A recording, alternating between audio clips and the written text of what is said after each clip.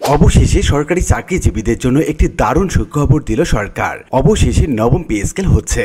11 থেকে 20তম গ্রেডের সরকারি চাকরিজীবীদের একটু বেশি সুবিধা দিয়ে পূর্বের থেকে দ্বিগুণ বেতন করে নবম পে স্কেল হচ্ছে, এমনটি জানা যাচ্ছে সংশ্লিষ্ট তথ্যসূত্রে।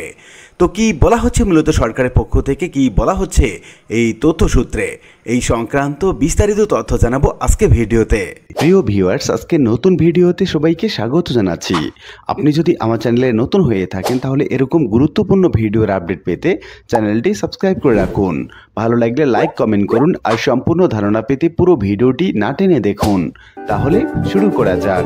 নবম পে স্কেল সম্পর্কে আপডেট জানার আগে আমরা অষ্টম বেতন কাঠামো এর বৈষম্যের যে একটা ভয়াবহ চিত্র, সেটার বাস্তবতা নাকি তামাশা, এই বিষয়ে বিশদ আলোচনা করব।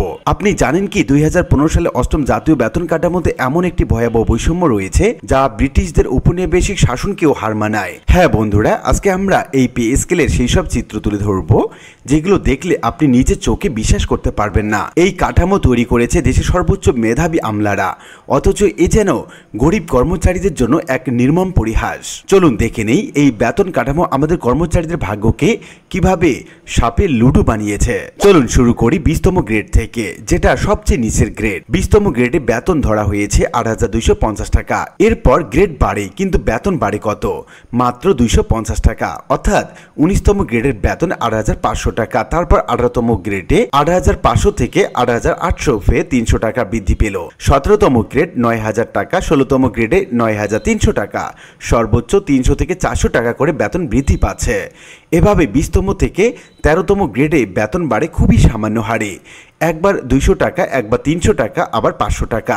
এমনকি কেউ কেউ 10 বছর চাকরি করে বেতন গ্রেডে উন্নীত হওয়ার পর মাত্র 800 টাকা বেতন বৃদ্ধি পায়। এক্ষেত্রে আমরা বলতে পারি এটা কি তামাশা নয়? এই চিত্রটি আরো ভয়াবহ হয় যখন 12তম থেকে 11তম গ্রেডে যাই। 12তম গ্রেডের বেতন 11,600 টাকা আর 11তম গ্রেডে 12,500 টাকা। এখানে এক লাফে 1200 টাকা বৃদ্ধি পেল। আবার 11 থেকে 20তম গ্রেডে এক লাফে 3,500 টাকা বৃদ্ধি পেল। বেতন দাঁড়ায় 16,000 টাকা।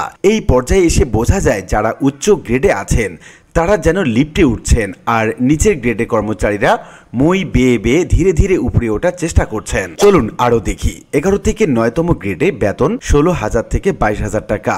নবম গ্রেড থেকে অষ্টম গ্রেডে 23,000 টাকা। অষ্টম থেকে সপ্তম গ্রেডে যখন যায় 29,000 টাকা। ষষ্ঠ গ্রেডে 35,500 টাকা। পঞ্চম গ্রেডে 43,000 টাকা।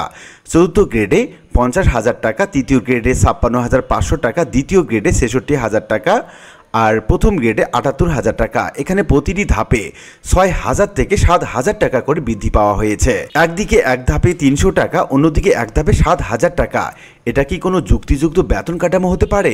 এই পার্থক্যটা যদি তুলনা করি একটা সাবলুডোর সঙ্গে খেলার সঙ্গে তুলনা করা যেতে পারে, তাহলে 11 থেকে 20তম গ্রেড এরা যেন সাপের মুখে পড়ে থাকা কর্মচারী, যেখানে প্রতিটি ধাপে আছে ছোট ছোট মই আর ভয়ঙ্কর সাপ। আর 1 থেকে 10তম গ্রেড তাদের জন্য রয়েছে বড় বড় মই, কোনো সাপ নেই। এদের এক এক ধাপে উন্নয়ন মানে বেতন দ্বিগুণ, আর নিচের ধাপে উন্নয়ন মানে ধোঁকা। এখন প্রশ্ন হলো, এই পে স্কেল কি দেশের সাম্যবাদী মূল্যবোধকে ধারণ করে? যেখানে একজন অফিস সহায়ক 10 বছর চাকরি করার পর 800 টাকা বেতন বৃদ্ধি পায়, আর একজন জুনিয়র অফিসার 2 বছর পরেই বেতন বৃদ্ধি পেয়ে 6,000 থেকে 7,000 টাকা বেতন বৃদ্ধি পায়। একটা ন্যায্য বেতন কাঠামো কেমন হওয়া উচিত? এই বিষয়ে আমরা বলতে পারি সুষম বৃদ্ধি, যেন নিচের গ্রেডেও সম্মানজনকভাবে উন্নয়ন হয়। বৈষম্যহীন ধাপ ভিত্তিক স্কেল প্রদান, অভিজ্ঞতা এবং চাকরি স্থায়িত্বের উপর ভিত্তি করে স্বাভাবিক প্রবৃদ্ধি, একই ধরনের কাজের জন্য সুশৃঙ্খল বেতন কাঠামো তৈরি। সব গ্রেডে একটি ফর্মুলা অনুসরণ করা, আবেগ নয় যুক্তিভিত্তিক পরিকল্পনা করতে হবে। সর্বোচ্চ এবং সর্বনিম্ন বেতনের ব্যবধান যৌক্তিক রাখতে হবে। কর্মচারীদের মতামত গ্রহণ করে বেতন কাঠামো তৈরি করতে হবে। নিম্ন গ্রেডের কর্মচারীদের মর্যাদা এবং মানবিক জীবনের নিশ্চয়তা প্রদান করতে হবে। সেই সঙ্গে বেতন কাঠামো পুনর্গঠন এবং সময়সীমার মধ্যে হালনাগাদ পরিকল্পনা বাস্তবায়ন করতে হবে। বন্ধুরা, অষ্টম বেতন কাঠামো শুধুমাত্র একটি আর্থিক পরিকল্পনা নয়, এটি একদল কর্মচারীর জীবনের স্বপ্নভঙ্গ, হতাশা, দীর্ঘ ছায়া। আমরা চাই একটি ন্যায্য, মানবিক এবং যুক্তিপূর্ণ বেতন কাঠামো, যেখানে কেউ উপরে উঠে ভাসবেন না আর কেউ নিচে পড়ে পিষ্ট হবেন না। আপনারা যদি এই বৈষম্যের বিরুদ্ধে সোচ্চার হন তাহলে লাইক দিন, কমেন্ট করুন, শেয়ার করুন, আর আমাদের চ্যানেলটি সাবস্ক্রাইব করে রাখুন নিত্য নতুন ভিডিওর আপডেট পেতে। আমাদের কণ্ঠ একসাথে হলে বদলাতে পারে ভবিষ্যৎ। আপনি কি মনে করেন এই বৈষম্য দূর করা যেতে পারে এবং দূর করার জন্য কি কি পদক্ষেপ নেওয়া যেতে পারে? কমেন্টে লিখুন, জানান আপনার অভিমত। আর আজকের ভিডিওটি এ পর্যন্তই। সবাই ভালো থাকবেন, ধন্যবাদ।